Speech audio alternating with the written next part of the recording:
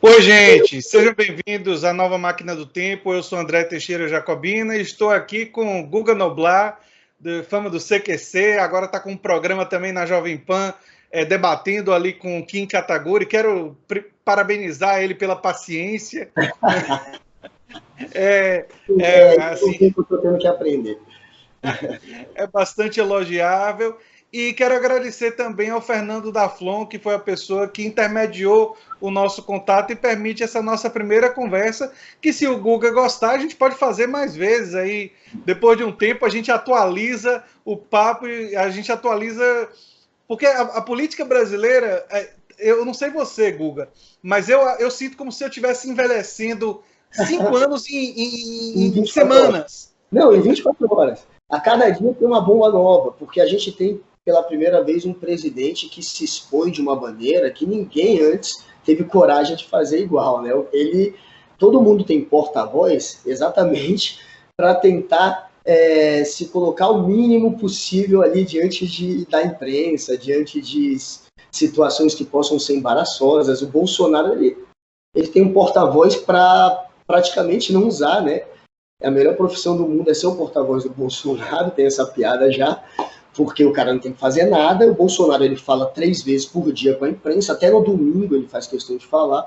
E como ele fala muito e a gente conhece o Bolsonaro, ele gosta de soltar pérolas, então todo dia tem uma bomba nova, todo dia tem uma crise política nova, e parece que a gente está envelhecendo 5 anos a cada 24 horas, não só por ter assuntos novos, como também por a gente estar num momento em que a sociedade está regredindo, né? A gente está começando a negar a ciência, a negar o jornalismo, a negar a história, a negar os fatos, né? Então a gente está regredindo a passos largos. Entramos na era da auto-verdade. A verdade é o que a pessoa diz que é verdade, não as evidências, não a ciência. Os dados do INPE negados pelo Bolsonaro e o Ernesto Araújo negando o aquecimento global, agora gente negando o desmatamento, e Bolsonaro negou a existência de ditadura. A fome também no Brasil. Disse que não tinha fome.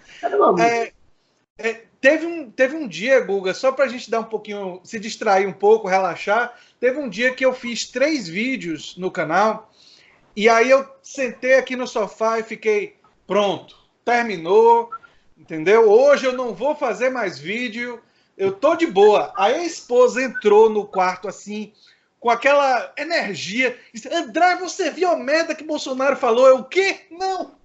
Literalmente a merda, eu imagino. É literalmente a merda que ele falou. Foi esse dia que ele falou do cocô, não? Eu acho que foi o dia do cocô, exatamente. Foi literalmente. Exatamente, ele falar que tem que fazer cocô dia sim, dia não. E aí eu fiquei, pô, velho, de novo? Quer dizer, uma coisa assim. Não tem como parar. O jornalista não tem como parar. É 24 horas. É 24 horas, a gente fica ligado o tempo todo. A gente tem pessoas ir pro cinema, entendeu? Ele gosta de ir pro cinema, ele já matou o trabalho para ir pro cinema algumas vezes. Uma vez, pelo menos, ele fez isso no início do mandato. E as pessoas criticaram. Elas não perceberam que, na verdade, a melhor maneira do Bolsonaro contribuir é indo pro cinema. Vai lá, fica 3 horas, faz logo uma sessão, vê o Poderoso Chefão a tarde inteira, 1, 2 e 3. Faz uma repetição só de filmes com continuação, não sai do cinema. Porque quando ele sai do cinema, você vê a treta. No cinema, ele não vai incentivar grileiros invadirem terra de indígena. No cinema, ele tem que ouvir, ele não pode falar, entendeu? Ele não vai dizer alguma coisa que vai animar algum homofóbico de plantão a... No cinema, a galera manda desligar o celular, então o cinema é perfeito. Fica no cinema, Bolsonaro. Não tuita, não fala nada quando tá no cinema. E a gente evita um monte de crise. Vai pro cinema, vamos começar a campanha. Tem algumas pessoas analisando, eu queria a sua opinião, que essa coisa do Bolsonaro todo dia tá dominando as manchetes, mesmo que com coisas negativas, seria uma estratégia de se manter em evidência e de pautar o diálogo, de pautar enfim...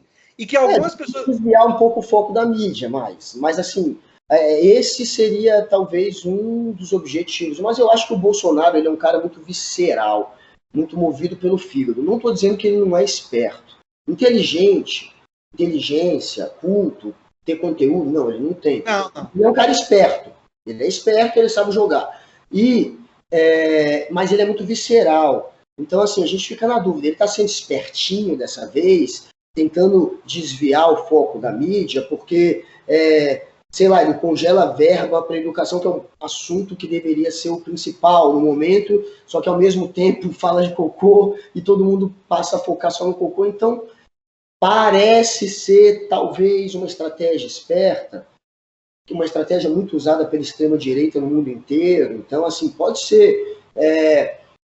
Também acho que ele é movido muito pelo fígado. Eu acho que é uma união das duas coisas. Eu acho que ele começou muito movido pelo fígado, e depois ele, ouvindo até o que os outros falavam sobre isso, e ouvindo as análises que eram feitas sobre isso, ele viu que isso também tinha um outro significado, um outro objetivo, poderia desviar o foco, e passou a intensificar ainda mais esse lado visceral dele, talvez para se manter ali no foco e principalmente para desviar o foco do que às vezes é mais importante. Talvez isso seja um pouco de estratégia misturada mesmo com esse jeitão dele, entendeu? Tem um episódio que eu tenho certeza que ele próprio admitiu a questão estratégica, que foi quando ele disse que tinha que matar 30 mil e matar o FHC, fuzilar o FHC.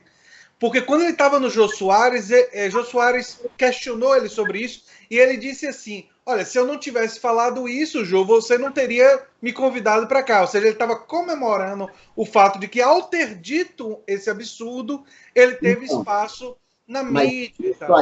Isso aí só reforça isso que eu disse agora há pouco.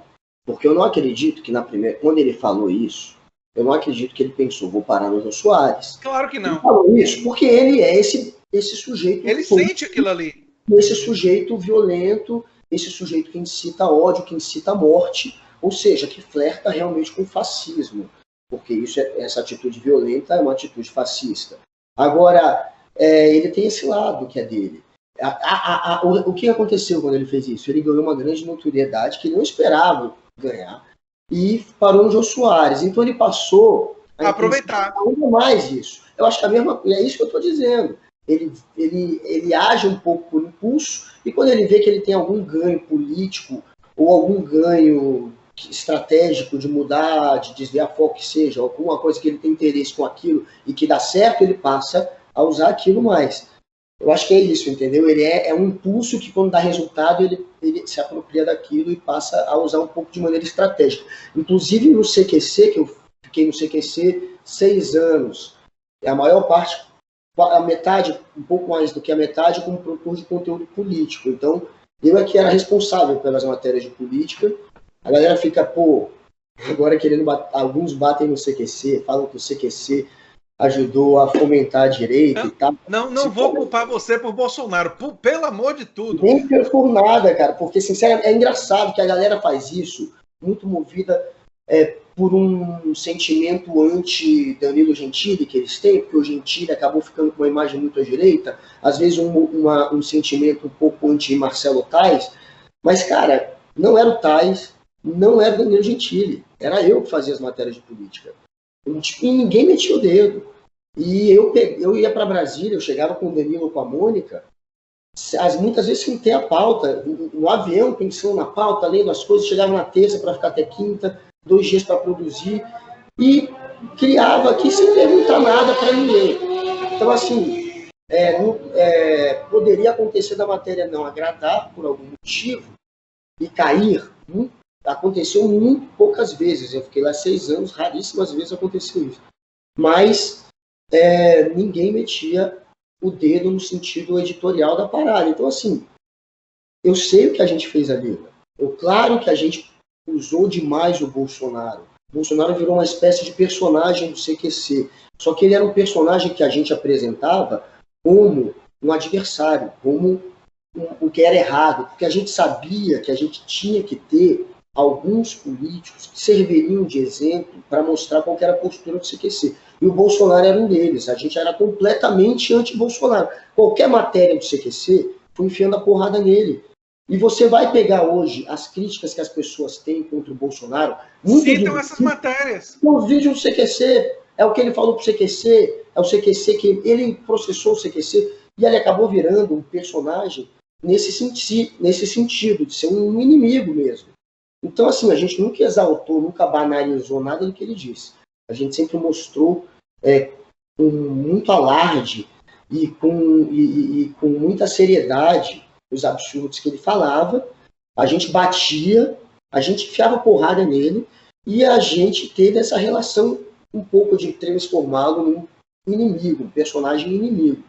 Então, assim, não tem um minuto de nenhuma matéria que você vai retirar do CQC, que você possa pegar, favorável, que vai ser bom para ele. Não vai ter, não dá para se editar nada para ser bom para ele, no que saiu do CQC.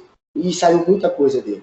Então, tem o outro lado de que, pô, se você mostra demais e amplifica demais a voz de um maluco, outros malucos vão se identificar com ele, e foi o que aconteceu um pouco.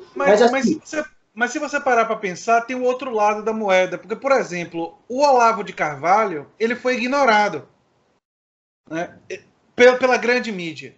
E ele prosperou e cresceu muito dentro das redes sociais. Nando Moura foi ignorado. E esse pessoal que foi ignorado, pegar um outro lado, né?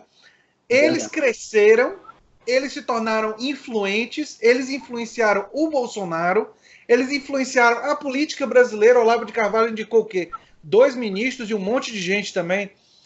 E então, o fato da mídia não ter colocado uma luz sobre essas pessoas,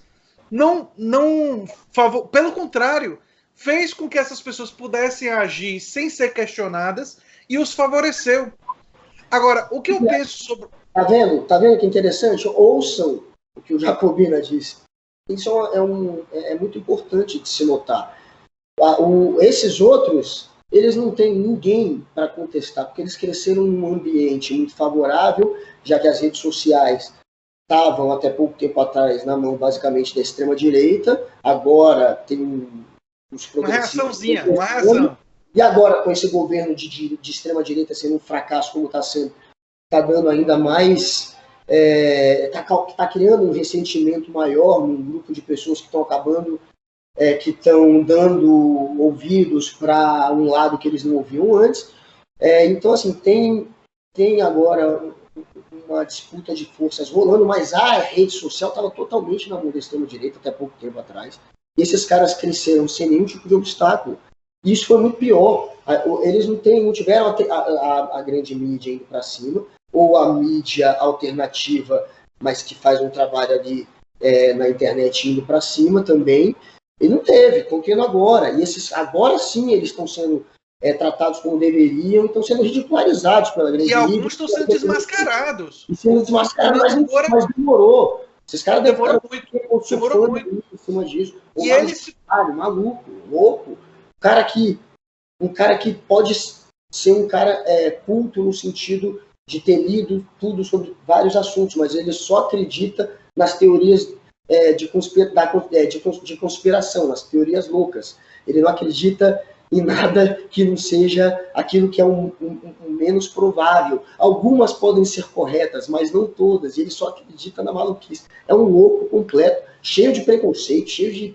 maluco, um cara que não é executado. Olavo tem um texto que eu li dele, que eu percebi uma coisa de um raciocínio dele extremamente perigosa do ponto de vista da ciência.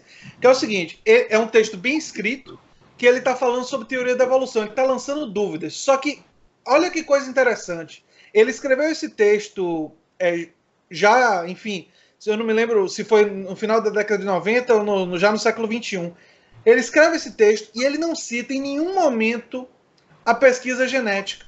E a genética foi a principal evidência da teoria da evolução. Ou seja, ele pegou um ponto que é alguma conspiraçãozinha básica e tentou, a partir dali, explicar aquilo, porque, claro, que toda a teoria da conspiração é bem formulada e vai ser interessante de se ouvir.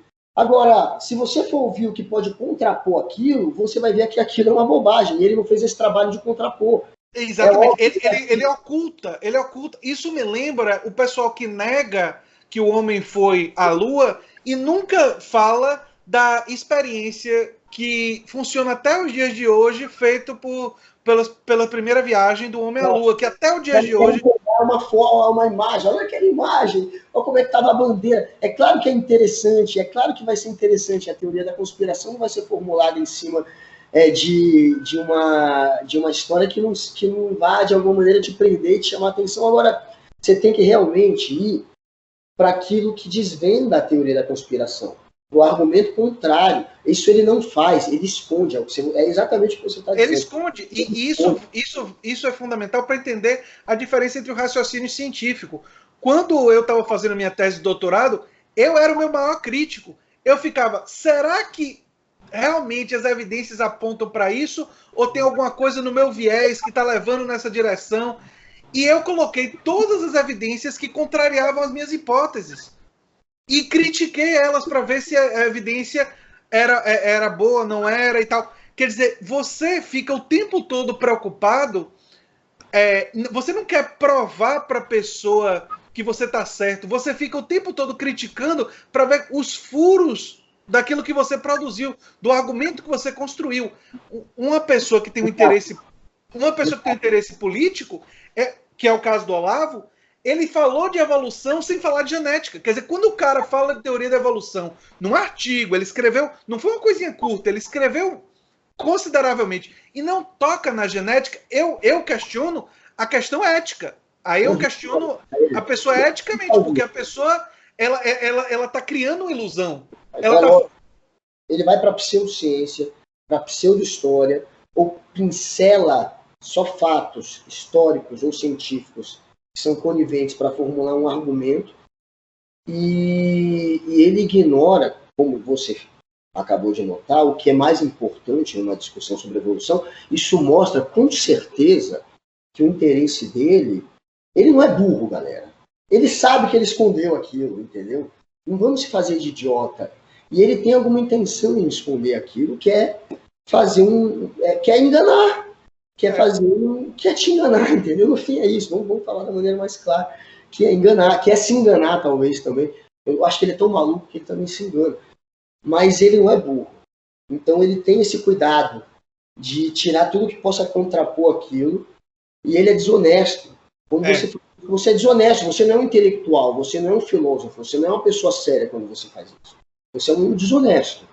Então, você não é um jornalista, que graças a Deus ele fala que não é jornalista mais e fica abominando a classe jornalística. Obrigado por proteger vocês agora. Essa profissão. Mas ele não é, ele é um desonesto, ele é uma fraude, esse sujeito, ele é perigoso.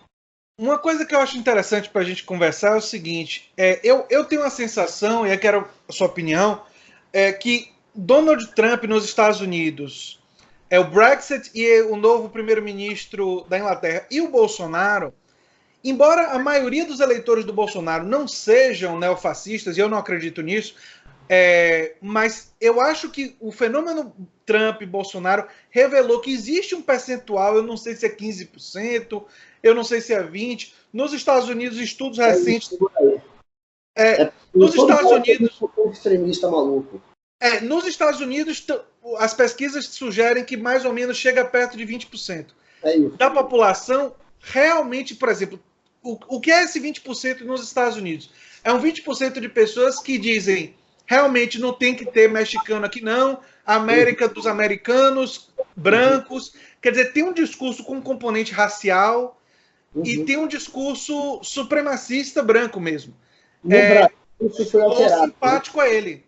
No Brasil, tem esses 20% no mundo inteiro. Tá? É legal você falar desses assuntos, porque tem realmente, as pessoas têm, essas pesquisas, elas mostram que é mais ou menos parecido em todo canto. Você tem ali 15% a 20% de maluco extremista, que só acredita em teoria da conspiração, que é nacionalista, que é a favor da maioria, dessa cultura judaico-cristã, no caso. No Brasil, lá fora, eles fizeram muito esse discurso em cima do imigrante. Então, a bandeira que eles carregam para unir esses 20% de louco é atacar os imigrantes. É dizer que os imigrantes vão tomar um emprego, vai tomar o lugar deles, vai... Aqui foi contra os comunistas. E aqui no Brasil, eu não diria nem que é contra os comunistas. Os comunistas também, sem dúvida. Os comunistas um pouco, mas acho que principalmente contra LGBT, contra os gays, contra quem o discurso versus LGBT é fortíssimo. Eu acho que é isso que uniu, esse discurso de comportamento ligado muito a comportamento sexual, essas críticas que ele faz, essa sim une até algumas pessoas que ficariam muito distantes de outros discursos do Bolsonaro. Mas você atrai os conservadores. Você atrai tanto os neofascistas ou neonazistas que são a favor dele aqui no Brasil, e você pode procurar, tem matéria que você acha, em 2011, você já tinha matéria de neonazista falando bem do Bolsonaro, muito tempo atrás. No neonazista lá de São Paulo e tal.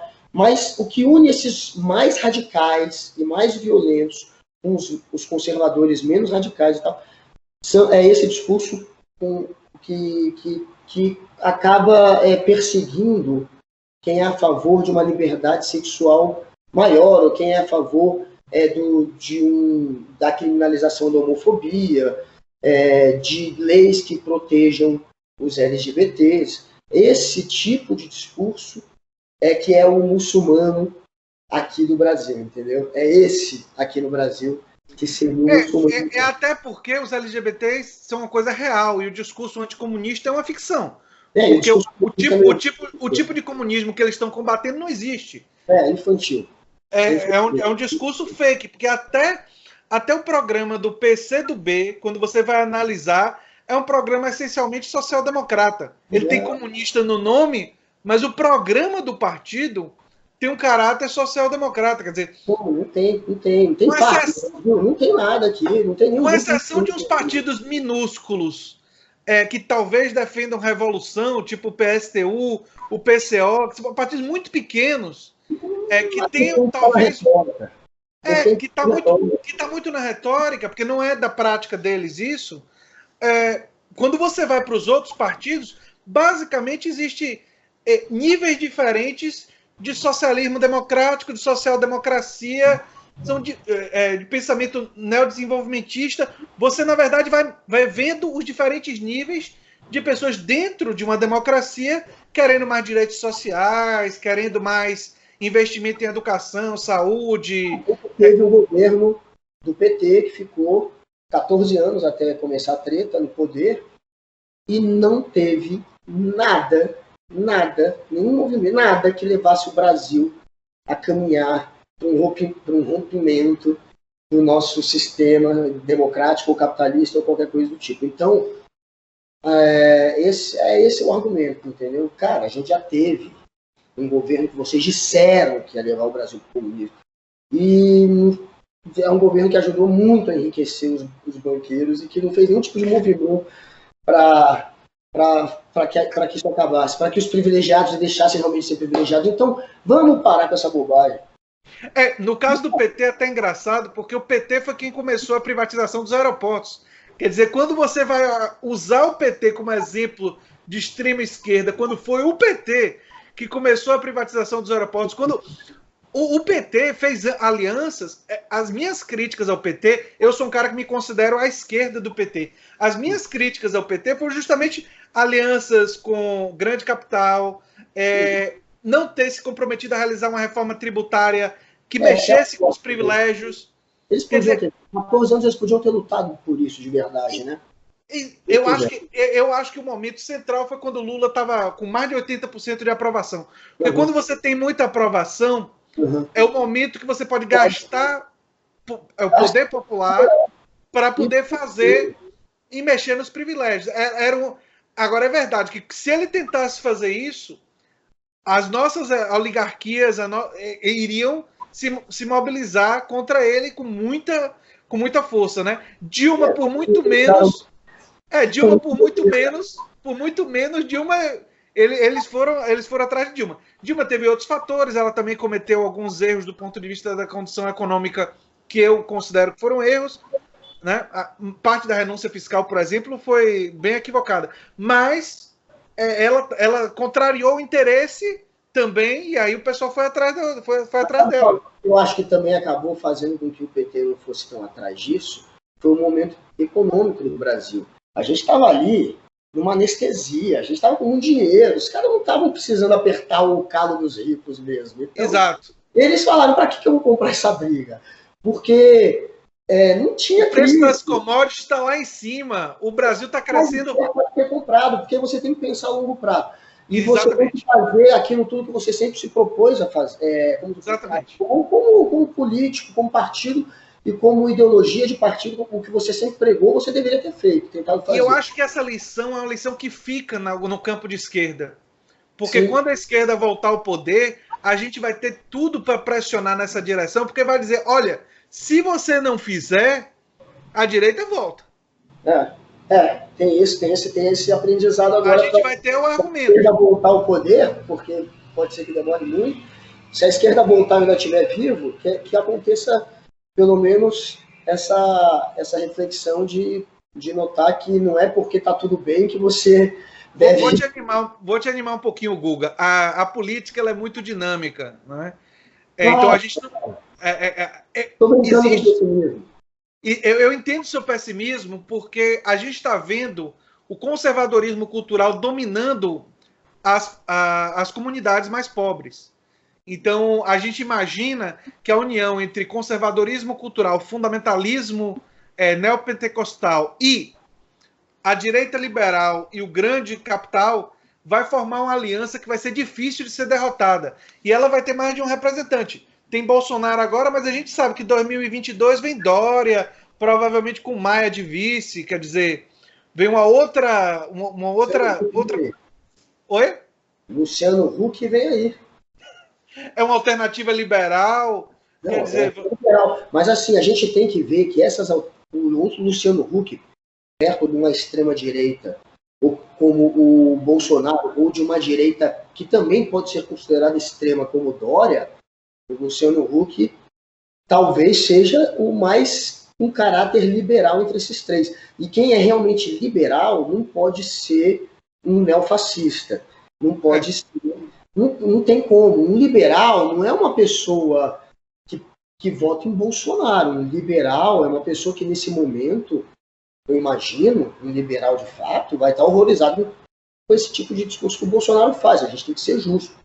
Então, assim, não confundir, né, liberalismo com extrema-direita, e tomara que surja essas alternativas que possam disputar o espaço da direita e que possam desidratar a extrema-direita, porque os extremos sempre acabam levando para uma situação que a gente vê historicamente que não é positiva, quase nunca é positiva. A gente só tem que ter cuidado com a caracterização, porque, por exemplo, na política americana, muita gente acha o Bernie Sanders extremista. Não, pelo amor de Deus, não é. E não é. Quando você examina, é claro que não é. Mas essa coisa do extremo, eu vejo, por exemplo, algumas pessoas na mídia, e aí é no seu campo, tentando igualar o Bolsonaro ao pior lado do PT. Não é a mesma coisa, não é a mesma coisa. Não é. Falar que o PT é extrema nunca foi, é ridículo. Esse discurso é porque o cara não tem culhão para criticar o Bolsonaro, de chegar e falar só do Bolsonaro, porque é muito linchamento virtual. Aí fica querendo... Vou ter que bater no Bolsonaro, porque o Bolsonaro está falando muita bobagem. Mas vou dar um jeito de amenizar aqui e bater do outro lado. Isso é falta de culhão total. Os caras têm medo. Eu entendo o medinho, porque o Bolsonaro tem uma tropa para fazer linchamento virtual. Inclusive, a gente já que citou o Huck agora, o Luciano Huck virou um novo alvo, né? Como ele falou que o Bolsonaro é o final de um capítulo ruim da política, Bolsonaro voltou, mirou a espada contra o Huck e tá mandando a galera linchar o Huck. Então, assim, é difícil você criticar um cara que depois vai usar um monte de robô, de clone e de maluco, extremista para te linchar. Mas, sinceramente, caguem para isso. Desculpa aí o palavreado. Tenham culhão, falem desse cara. A gente não pode tratar o Bolsonaro com reverência, com pudor. A gente tem que... Porque não pode, senão esse cara vai ainda mais longe do que ele está indo. E vocês já estão vendo o nível de bobagem que ele está fazendo. A gente tem que botar ele no lugar dele. E a imprensa, as instituições, a gente tem que botar o Bolsonaro no lugar do Bolsonaro. E não é tratando esse cara com reverência porque ele não merece. Ele não se dá o respeito. ele não é um presidente que respeite o país dele, que respeite as minorias, que respeite o povo dele. Ele é um presidente que surfa na ignorância, surfa na mentira, na fake news, no obscurantismo. Então, sinceramente, vamos ter culhão. Na hora de criticar o Bolsonaro, fala só do Bolsonaro. E fazer esse tipo de análise, como se os dois fossem extremistas, isso é de uma desonestidade intelectual ridícula. E nenhum jornalista devia se prezar esse tipo de... Eu me lembrei da expressão. Isso daí é uma falsa equivalência. É uma falsa equivalência. E não dá. O Bolsonaro é um nível que não dá para comparar. Não compare com o PT, com outros espaços. Assim, eu não consigo comparar com ninguém na política brasileira. Guga, a gente chegou a 30 minutos de conversa, então eu vou finalizar a primeira parte, porque o ideal dessas conversas é que a gente tente fazer em blocos, né? Até para permitir que as pessoas assistam. Então a primeira parte a gente vai finalizar agora, mas eu acho que a gente vai ter uma segunda parte e talvez a gente faça até uma terceira parte. Vou deixar nas mãos do Guga e o convite já está estendido aqui para uma conversa futura. A gente dá assim umas 3 semanas e a gente vai ter um ano de notícias para poder cobrir, não é? Não para. Enfim, gente, se vocês gostam do que a gente faz aqui na Nova Máquina do Tempo, se lembre sempre de se inscrever, dar um like e compartilhar. E a gente vai parar a gravação agora.